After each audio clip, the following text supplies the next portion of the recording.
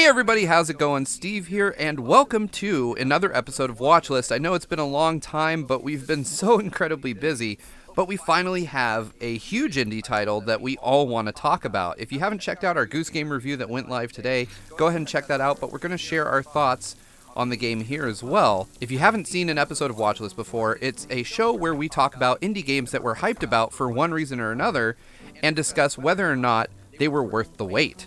I'm joined today by Tom Arnold, the one and only thumbnail master, and Jordan. How you doing, Tom? Doing well. We were all looking forward to Untitled Goose Game for a long time, and it's kind of rare that we all get a chance to play a game so quickly by release, so it's great to be able to talk about it. Right. Thanks to Panic for sending us a handful of codes so that we could all talk about this. Jordan, how are you doing today? I'm doing really well, and like Tom said, we've really been looking forward to this game for a long time, probably about a year now, and it was really great to be able to play it a few days early and get hands-on impressions of it. Right. Yeah, I played this for the first time, I want to say, at PAX West last year, and I was really impressed with it, and on the DL they had told me that they weren't going to change the name, and I thought that was probably like the best troll ever. Yeah, I think what's a lot it gonna be? Yeah, so much of the marketing behind this game is like, does it actually have a title, or is this what it is? And then people just laugh when it shows up on the eShop, and that's actually what it's called. Yeah. So let's go ahead and throw it to Tom. Everybody might know my initial impressions already since I did the review. Tom, how did you feel about Goose Game? Similar to you, I played it probably about a year and a half ago at, maybe it was actually GDC. And back then, I actually kind of struggled a bit in the garden trying to figure out what to do. And I put that mostly to being at an expo and like not having the proper amount of time to sit down with the game. Now, when I actually did play through it, that was kind of the case. It took a while for me to get used to the game going through, and I would say my overall opinion of the game improved as the game went on. But I just loved the execution in the end, and I felt that definitely glad I didn't miss it. And how about you, Jordan? Yeah, so kind of similar to Tom. Well, I had never played the game before getting it on my own Switch a few days ago, but I kind of struggled a little bit at the beginning as well, and kind of throughout. Overall, like, I think I enjoyed the game, but I kind of walked away like a bit mixed on the controls and the AI and some other design choices with some of the puzzles. I was really hyped as the game got closer and closer to release date, but then once I got my hands on it, it kind of dropped a little bit. Interesting. So it sounds like we have a good mix of opinions here in the room. For me, I am extremely positive on the game. I just thought it was hilarious, and I think if it had been any longer than it was, I might have lost some of my enthusiasm, but it stayed fresh for me throughout. So Tom, how about you? You played through the whole game, right? Yeah, I played the whole game, but not, I guess we kind of mentioned in the review, not the extra missions you get after beating the game after the credits. I've only just kind of messed around a bit since then. Right. I'm still stuck on those post-credits missions. There's one where you have to get thrown over a fence, and I cannot figure it out for the life of me. If you're listening, Panic, please send me like a guide. How about you, Jordan? You beat the game. Have you done anything after the credits rolled? Yeah, so I hit the credits, and I saw the list of post-game tasks and kind of took a glance at them, thought about where I could go to accomplish some of them. But like Tom, I haven't really had the opportunity to go back and really like dive too much into those post-game puzzles, and part of me like isn't dying to either, just because of some of my experiences with some of the main story puzzles. So that's where I am. That's fair. Yeah. One thing about the game is that you don't have to finish every mission to get out every area. Mm-hmm. So after beating the game, I did go back and finish a couple of them earlier on. Admittedly, the first one was getting the farmer to wear a sun hat. And I'll say I thought the sun hat was kind of like a moon shape on the door of the shed, like an outhouse or something. I'm like, that's a hat? Oh, darn you, flat 3D shading. No, I could not figure that puzzle out. That was one of the first ones I got stuck on.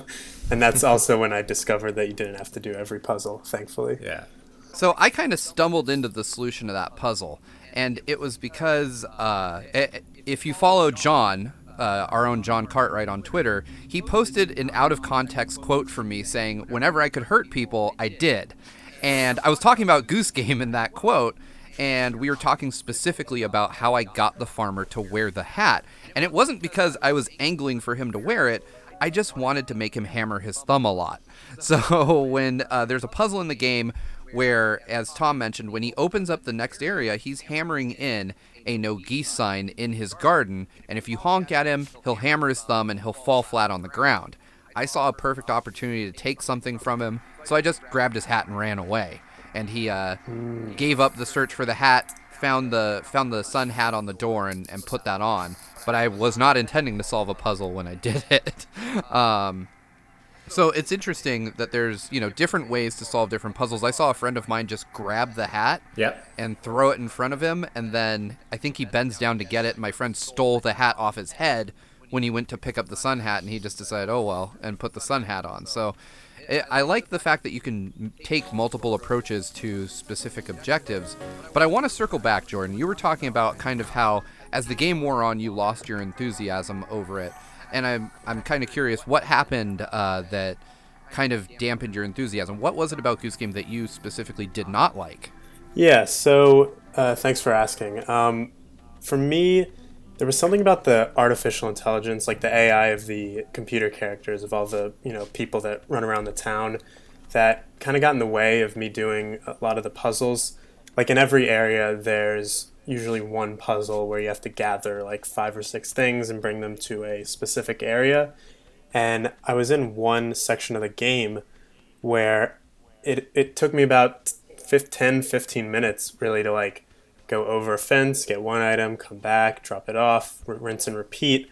And right on the last item, one of the characters like noticed me doing it, and then slowly, one by one, like picked up each and every one of my items and brought them back.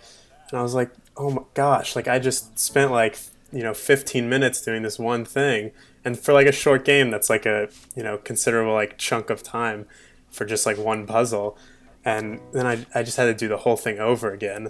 And it just felt like I was kind of going through the motions and just having to be a little bit even more careful, like as I walked by, kind of the stealth section.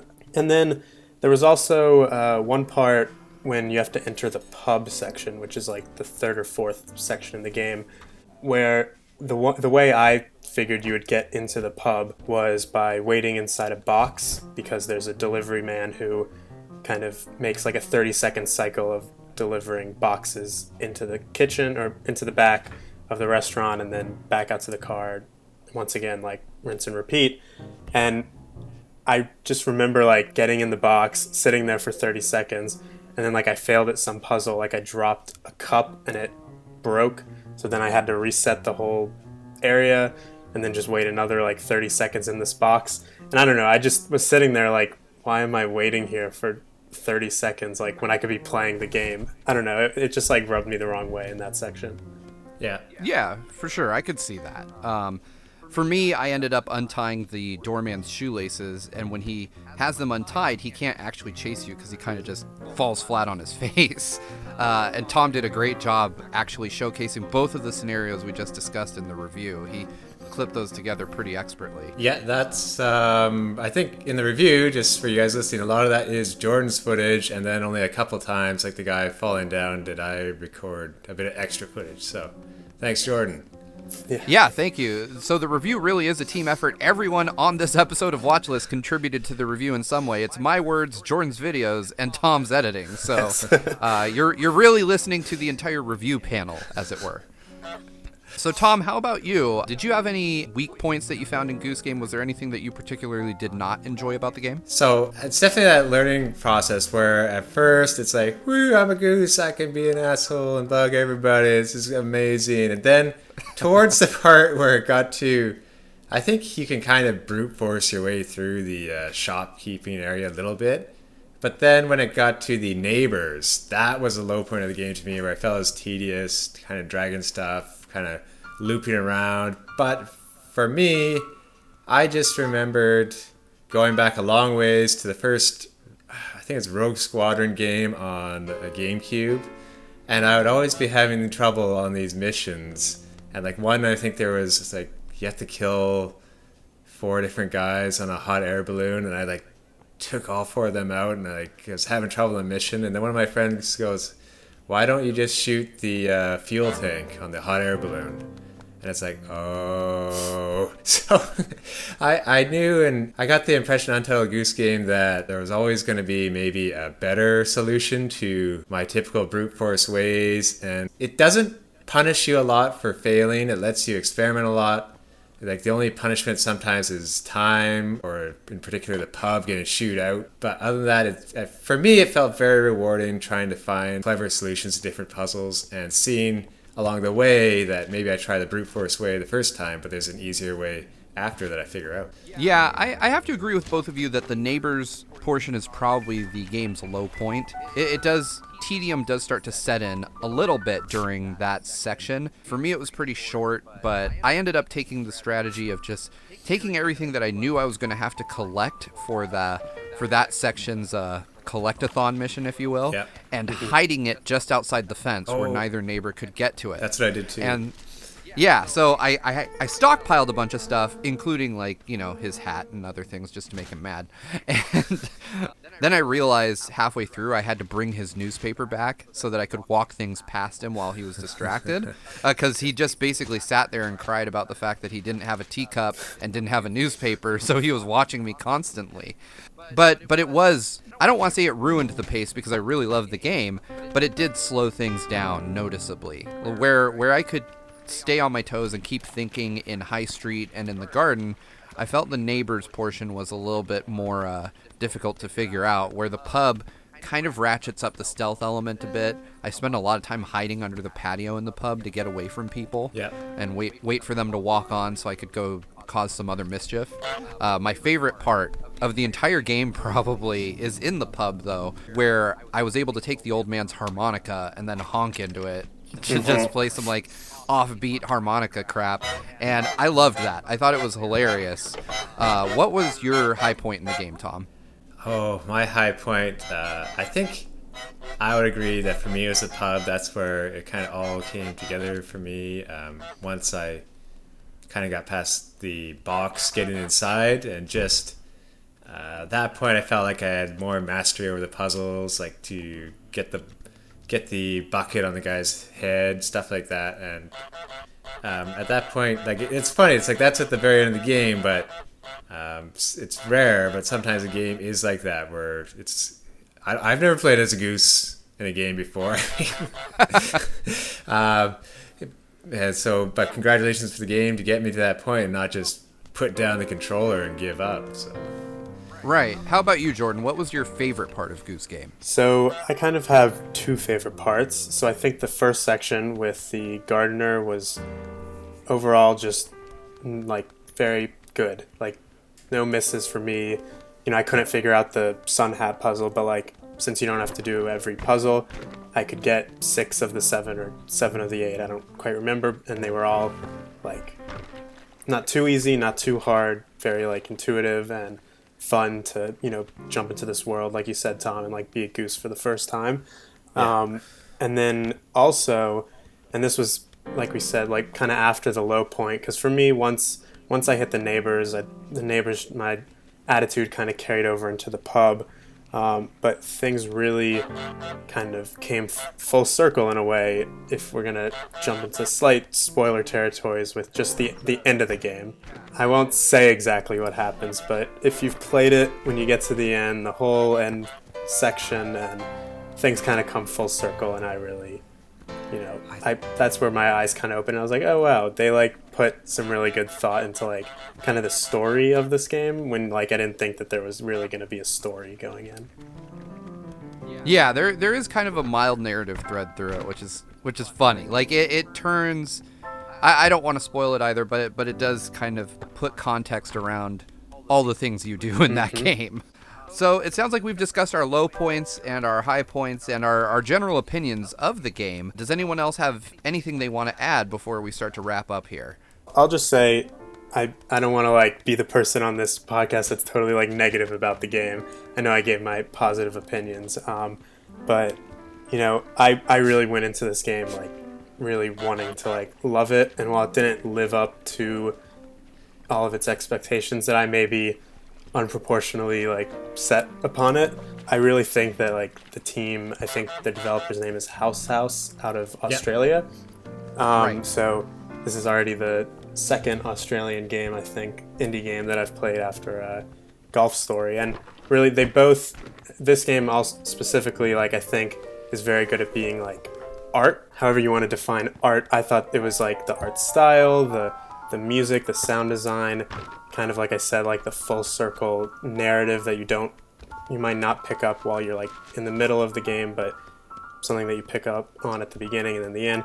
I thought that this game was, very good at a lot of the art aspects of the game. It was really just some of the gameplay that fell flat for me, which is unfortunate in a video game that the gameplay isn't all there, but those are my kind of thoughts on the game overall. Wonderful. And Tom, how about you? Any additional thoughts on Goose Game?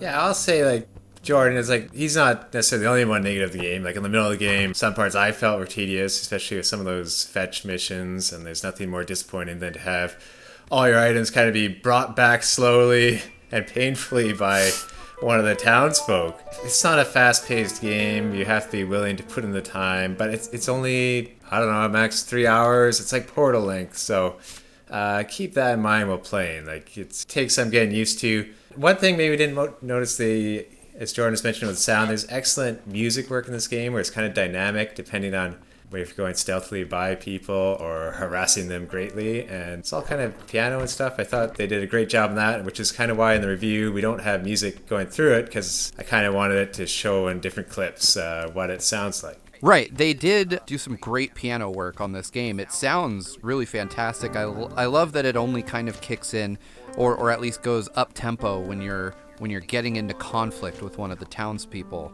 And yeah, Tom didn't add any external music to the review, so everything you're hearing is music from the game. And while there isn't just a pervasive track playing through the entire time, it's nice that you kind of have these moments of somewhat quiet, and then when you get into something that might be risky or you're running off and doing something, you kind of have these jaunty piano tunes to accompany that. I really liked that, and it's worth mentioning that I had never heard of House House before. I don't know about you, Tom. Never. And Panic as a publisher is known for like Mac FTP software, so it's really weird to see them in the video game space as well. And now that Playdate handheld, I believe. So. Yeah, the Playdate, which got a surprising amount of traction on the channel when we did our quick preview of it. I'm really excited to check that out, and we'll probably have a lot more on that later, maybe even a Watchlist episode for a piece of hardware. Yeah. Who knows? Yeah. I'm excited for that as well. Yeah, it was really cool. I want to see more than the one game we got showed, but the one game we did see at PAX West was pretty cool and kind of funny, so it kind of fits with what Panic seems to be doing, is picking weird, offbeat, humorous stuff to throw their money at. So let's go ahead and get into the closing. Jordan, you're new here, so at the end of each Watchlist episode, we discuss whether or not we should have kept this on our watch list. Was it worth it? So I'll go ahead and throw to you, Tom, first. Knowing now what you know about Untitled Goose Game, was it worth having it on your watch list? This was worth having on my watch list. Knowing what I know now, maybe I would make sure I had a friend playing it to get hints, like the shoelaces. Thank you, Steve. And if it wasn't a review situation, I probably would have played it a bit slower, and that might have helped avoid any of the TDM and stuff. Maybe watch a little bit of a 15-minute playthrough, see how somebody else does it, get a few more ideas. Yeah, how about you, Jordan? Would you have kept Untitled Goose Game on your watch list now that you've played through it? So I'm going to say that yes, I would have kept it on my watch list now that I know what it is. But I do think that part of the reason why I'm saying yes was because of the journey to get to the game itself. I think a lot of the fun that I had with this game was also like the lead up to it. Kind of like how a lot of the fun of like waiting for a big blockbuster movie is like the hype and the trailers and all that. So it's kind of a combination for me where like just the game on its own, maybe not, but the game combined with like just the hilariousness of this showing up in like an indie presentation and being titled Untitled Goose Game, and overall, I'm glad that I played it. I'm not sure if it were to come out as a sequel, in a couple months, like I'd wait for reviews before I like jump on day one. So I think everybody knows where I stand on Goose Game. If you watch the review, you know that I'm in love with this game, so I absolutely would have kept it on my watch list. I agree with Jordan too, though. The hype train was half of the fun, just seeing this weird offbeat game appearing in things like huge Nintendo showcases. But for me, the game stands on its own as well, and I would have kept it based on that. So I think we've got everyone's opinions here. Despite a variety of opinions, we all agree that this still is a game to watch. So if you haven't picked it up, it's available now for $15, and it's going up to $20 at some point in the future. So if you want to get it, now might be the best time for the next few months anyway. Who knows if it'll go on sale. But that wraps it up for this episode of The Watch List. Thank you so much to my co-hosts, Tom and Jordan, for joining me to talk about Untitled Goose Game. And if you like this video, make sure to subscribe to Game Explained for much more on indies, we promise, and all other things gaming as well. We'll see you next time. Bye. Bye. Bye.